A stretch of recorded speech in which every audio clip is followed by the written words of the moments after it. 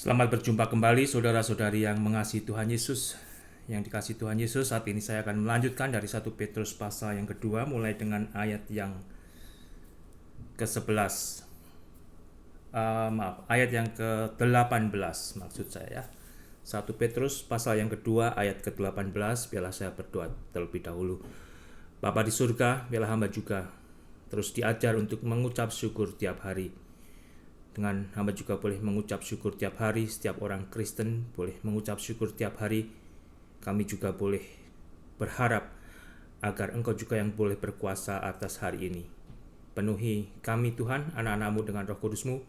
Biar Engkau juga boleh dengan leluasa bekerja, membentuk kami, memberkati kami, memakai kami sesuai dengan rencana dan kehendak Tuhan. Terlebih daripada itu, boleh menuntun kami ke dalam jalan kebenaran yang menyelamatkan. Ampuni dosa-dosa kami Bapa. Berkati waktu kami di dalam membaca dan merenungkan firman-Mu. Amin. 1 Petrus pasal yang kedua mulai dengan ayat ke-18, demikian bunyinya. Hai kamu hamba-hamba, tunduklah dengan penuh ketakutan kepada Tuanmu. Bukan saja kepada yang baik dan peramah, tetapi juga kepada yang bengis. Sebab adalah kasih karunia jika seorang karena sadar akan kehendak Allah, menanggung penderitaan yang tidak harus ia tanggung. Sebab dapatkah disebut pujian jika kamu menderita pukulan karena kamu berbuat dosa? Tetapi jika kamu berbuat baik dan karena itu kamu harus menderita, maka itu adalah kasih karunia pada Allah. Bagian daripada isi kitab suci ini sangat jelas saudara apa yang dimaksudkan. Sangat jelas. Tetapi sangat sukar untuk dilakukan. Sangat sukar untuk dilakukan. Bagaimana dengan jawab Anda sendiri yang menyimak saat ini ketika saudara Anda semua membaca, hai kamu hamba-hamba, yaitu termasuk saya dan saudara ya. Tunduklah dengan penuh ketakutan kepada Tuanmu. Apakah Anda sebagai seorang pekerja yang memiliki atasan, memiliki bos, memiliki tuan? Kita diperintahkan agar tunduk dengan penuh ketakutan ya. Sepenuhnya taat kepada bos kita, atasan kita, tuan kita. Perhatikan, bukan saja kepada yang baik. Kalau kepada yang baik, ya kita senang ya. Kalau kita punya bos yang baik, senang. Betul tidak saudara? Kalau ada atasan yang baik, ya kita senang. Bukan saja kepada yang baik dan peramah, perhatikan, tetapi juga kepada yang bengis. Tetapi juga kepada yang bengis. Mungkin ada yang berpikir, betulkah gitu ya? Betulkah Alkitab memerintahkan agar saya tetap tunduk dengan penuh ketakutan kepada bos saya, atasan saya yang bengis? Wow. Ya, tetapi itulah sebetulnya isinya di sini ya. Termasuk kepada yang bengis, orang Kristen diajar untuk tunduk kepada mereka, taat kepada mereka. Mungkin tidak semua orang Kristen juga suka bagian ayat Alkitab ini ya. Karena ini sangat tidak cocok dengan apa yang menjadi natur daging kita, saudara ya. Sebab adalah kasih karunia jika seorang karena sadar akan kehendak Allah menanggung penderitaan yang tidak harus ia tanggung. Diperlukan satu kesadaran. Diperlukan satu kesadaran bagi orang Kristen untuk bisa sanggup mengaplikasikan, untuk melaksanakan perintah firman Tuhan ini. Di zaman itu ketika Petrus menuliskan suratnya yang mengilhami orang Kristen yang tersebar, mereka hidup di dalam dunia yang belum mengenal Kristus, yang belum mengenal kekristenan. Mereka melihat kekristenan itu sesuatu yang baru, sesuatu yang asing, masih belum dipercaya, bahkan mungkin diolok-olok. Itu sebetulnya jauh lebih sukar, lebih sulit dari apa yang kita hadapi saat ini, saudara. Tetapi baik dulu ataupun sekarang, kalau saya dan saudara dan setiap orang Kristen telah sadar, kita dipanggil untuk menjadi terang Allah di dalam Kristus Yesus, untuk memberitakan perbuatan-perbuatan Allah yang besar, ya, yang sudah merubah hidup saya dan saudara. Kita akan sanggup melakukan itu karena hidup saya dan hidup saudara sebenarnya hidup di dalam misi ilahi. Tetapi seringkali itu kita tidak pikirkan lagi. Lebih-lebih kalau kita sudah menjadi Kristen cukup lama, hidupnya ya istilahnya comfortable, cukup enak ya. Hal-hal sedemikian itu mungkin lama-lama sirna. Tetapi bila saat ini saya diingatkan, saudara juga diingatkan, sebetulnya hidup Kristen saudara saat ini, meskipun saudara belum pernah mengalami penderitaan sebagai orang Kristen, belum pernah mengalami penganiayaan, belum pernah mengalami penolakan, tetap misi Kristus itu telah menjadi bagian dari hidup saya dan hidup saudara. Dan disinilah saudara, orang-orang Kristen ini yang bertuankan orang-orang yang tidak mengenal Tuhan. Bahkan sebagian juga bukan hanya yang baik dan peramah, ada yang sangat bengis, saudara. Mereka diperintahkan untuk tetap taat, takut kepada Tuhan yang bengis itu, dengan harapan mereka bisa dipakai oleh Tuhan untuk membawa misi di dalam Kristus. Itu saudara, sebenarnya yang menjadi panggilan saya dan panggilan saudara saat ini yang tetap kita lakukan di dalam pekerjaan kita, dimanapun kita berada, kita hidup di dalam misi. Misi itu tidak harus pergi ke tempat-tempat tertentu, Afrika, Timur Tengah, dan sebagainya, tetapi misi itu berada di mana saya dan saudara juga berada. Itu sudah banyak luntur, ya, tidak ada di pikiran banyak orang Kristen. Sebab adalah kasih karunia jika seorang karena sadar akan kehendak Allah menanggung penderitaan yang tidak harus ia tanggung. Penderitaan yang harus tidak ia tanggung. Karena mau hidup di dalam kebenaran yang diajarkan oleh kitab suci. Karena mau membawa berita keselamatan di dalam kasih Kristus. Sebab dapatkah disebut pujian? Ada, saudara, pujian itu ada. Di dalam kitab suci diajarkan adanya pujian. Ya. Tetapi perhatikan, sebab dapatkah disebut pujian jika kamu menderita pukulan karena kamu berbuat dosa? Ya, itu bosnya si A itu kasar sekali, mukuli pegawainya, maki-maki pegawainya. Ada apa sih? Kemudian ada yang tanya, lah ya pegawainya malas, ya kan, datang kerja telat, makan siang kelamaan, kerja main telepon aja. Tetapi ini kasusnya bukan demikian, saudara, ya. Ini kasusnya bukan demikian. Tetapi jika kamu berbuat baik dan karena itu kamu harus menderita, maka itu adalah kasih karunia pada Allah. Itu adalah kasih karunia pada Allah.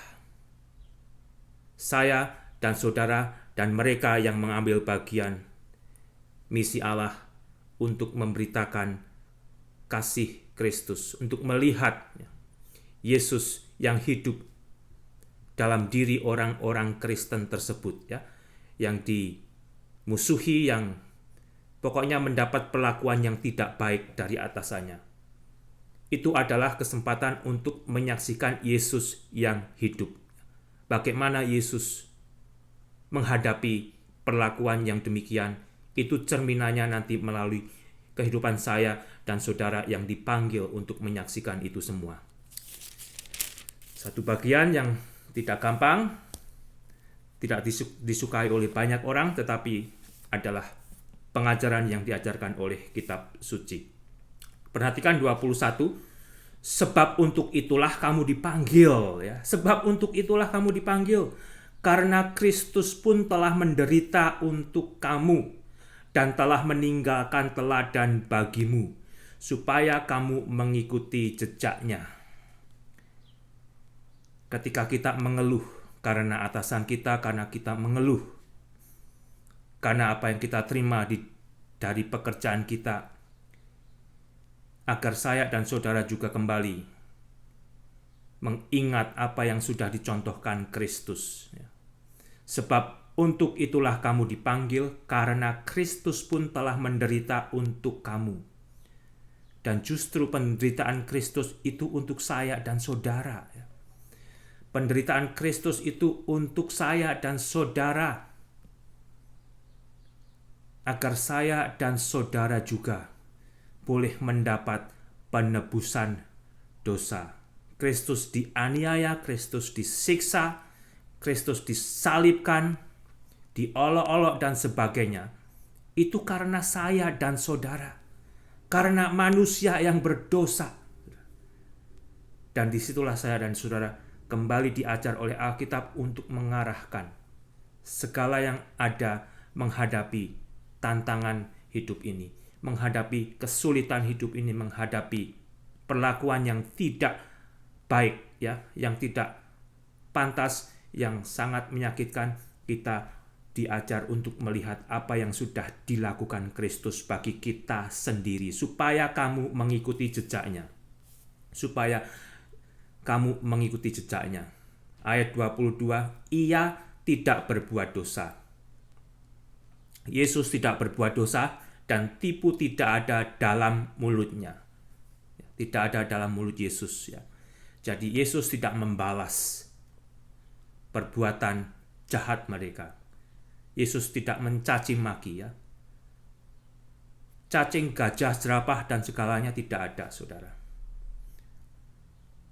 Justru disitulah 23 kita kembali diingatkan, ya, yang sudah dicatat di kitab suci, diajarkan untuk kita kembali. Ketika Yesus dicaci maki, Yesus tidak membalas dengan caci maki. Ketika Yesus menderita, Yesus tidak mengancam, tetapi ia menyerahkan kepada Allah yang menghakimi dengan adil. Ketika Yesus dicaci maki, Yesus tidak membalas. Paling mudah bagi saya dan saudara sebagian, kalau kita dicaci maki oleh atasan kita, ya kalau kita tidak berani membalas langsung, ya nanti setelah keluar dari ruangan atasan kita, kita baru mencaci maki. Itu tidak diajarkan oleh kitab suci bagi orang Kristen. Ia tidak membalas dengan mencaci maki. Ketika Yesus menderita, Yesus tidak mengancam. Nanti aku balas di luar.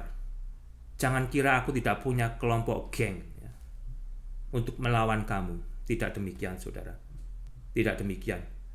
Tetapi Yesus menyerahkan kepada Allah yang menghakimi dengan adil. Di bagian kitab suci yang lain berkata, penghakiman itu adalah hak Allah. Serahkan kepada Allah. Dan justru di sini sebetulnya Yesus menderita karena untuk memuaskan penghakiman Allah. Artinya, Yesus dihakimi untuk dihukum mati karena untuk melunasi dosa saya, dosa saudara, dosa manusia. Karena hanya Yesuslah yang layak untuk bisa menebus dosa manusia. Yesus menderita, Yesus dicaci maki, Yesus diolok-olok, bahkan Yesus mati untuk memenuhi tuntutan hukum Allah, untuk menebus dosa manusia, untuk menebus dosa saya dan saudara, Sehingga kembali sebetulnya contohnya di dalam saya dan saudara menghadapi tantangan hidup ini, penderitaan hidup ini, perlakuan yang tidak baik di dalam hidup ini, kita diarahkan kepada apa yang sudah dialami oleh Yesus dan dicontohkan oleh Yesus. Kembali tidak mudah, tetapi ini adalah yang diajarkan oleh Alkitab. 24, Ia sendiri telah memikul dosa kita. Yesus sendiri telah memikul dosa kita di dalam tubuhnya di kayu salib, supaya kita yang telah mati terhadap dosa hidup untuk kebenaran. Oleh bilur-bilurnya kamu telah sembuh. Saya dan saudara yang telah mati terhadap dosa. Orang Kristen sudah mati terhadap dosa. Kita sudah diberikan kelahiran baru, kelahiran yang kedua. Jadi kembali, setelah saya dan saudara lahir 2 kali, kita tidak akan mati untuk selama-lamanya, tetapi kita sudah akan diberikan satu kehidupan yang kekal. Hanya tubuh ini kembali saudara yang akan mati. Itu pun nanti kita akan diberikan satu tubuh kebangkitan. Ia sendiri telah memikul dosa kita di dalam tubuh Yesus di kayu salib, supaya kita yang telah mati terhadap dosa hidup untuk kebenaran. Saya dan saudara dipanggil untuk hidup di dalam kebenaran, mempraktekkan apa yang kebenaran itu oleh Alkitab sudah diajarkan kepada saya dan saudara, termasuk tadi yang sudah kita baca saudara ya. Oleh bilur-bilurnya kamu telah sembuh. Oleh bilur-bilur Yesus, atas pengorbanannya kita sudah disembuhkan. Bukan hanya dosa saya, dosa saudara, dosa manusia juga bisa diampuni di dalam bilur-bilur Yesus. Tetapi apa yang menjadi buah daripada dosa yang bisa membuat tubuh ini sakit, tidak sempurna dan mengalami komplikasi, itu sudah disembuhkan oleh bilur-bilur Yesus. Kita akan diberi tubuh seperti tubuh Yesus yang tidak akan mengalami hal-hal yang demikian. Kita akan diberi tubuh kebangkitan yang sama seperti Yesus, yang tidak akan terkena penyakit, yang tidak akan bisa cacat. Yang cacat justru akan diberikan satu kesempurnaan. Dan di dalam bilur-bilur Yesus ini juga segala permasalahan, segala tantangan hidup kita bisa disembuhkan. Karena di situ kita boleh belajar bagaimana kita bisa mengasihi istri kita, mengasihi suami kita, mengasihi keluarga kita, mengasihi sesama kita. Di situ kita juga diajar untuk bisa bertahan, sabar ya. Kalau kita yang sudah kehilangan kesabaran, itu bisa belajar apa yang Yesus sudah contohkan. Sebab dahulu kamu sesat seperti domba, tetapi sekarang kamu telah kembali kepada gembala dan pemelihara jiwamu. Itulah mereka dulu sebelum menerima panggilan anugerah keselamatan Allah di dalam Yesus Kristus. Mereka adalah bagikan domba-domba yang sesat. Demikian juga saya dan saudara. Dan sampai saat ini kembali, berapa banyak domba-domba yang masih tersesat ya. Mereka pikir mereka bisa cari jalannya sendiri untuk menuju ke sorga. Tetapi karena mereka masuk dalam kelompok ya yang tersesat, mereka tidak akan sampai ke sorga, saudara. Bahkan ada ya juga yang berkata, ya kamu ambil jalan sana ya terserah, aku punya pikiranku sendiri, kan aku punya hak untuk memilih jalan ke sini. Kesesatan demi kesesatan menyesatkan manusia. Oleh karena itu saya dan saudara yang sudah diselamatkan dari kesesatan jalan hidup ini, kita kembali dipanggil untuk menyaksikan perbuatan Allah yang ajaib, yang luar biasa di dalam Yesus Kristus, agar setiap manusia boleh menemukan gembala dan pemelihara jiwa mereka. Gembala yang akan menuntun mereka ke air yang berlimpah, ke rumput yang hijau, yang akan memelihara kehidupan mereka, yang akan memelihara kehidupan kita juga. Ini semua sebetulnya terkutip dari Yesaya 53 yang luar biasa. Saudara kembali baca sendiri Yesaya 53. Kalau saudara memerlukan penyegaran diri, kekuatan di dalam pergumulan hidup ini, kesabaran, baca itu saudara. Di situ Yesus telah mencontohkannya, berisi nubuatan tentang apa yang akan dihadapi oleh Yesus. Anda kehilangan kesabaran, Anda kehilangan kasih, Anda kehilangan arah, baca itu Yesaya 53. Sebab dahulu kamu sesat seperti domba, tetapi sekarang kamu telah kembali kepada gembala dan pemelihara jiwamu, agar saya dan saudara kembali diberkati, karena kita mau taat kepada kitab suci. Dan kita juga mau dijadikan berkat, karena kita juga mau taat kepada kitab suci. Tuhan Yesus memberkati.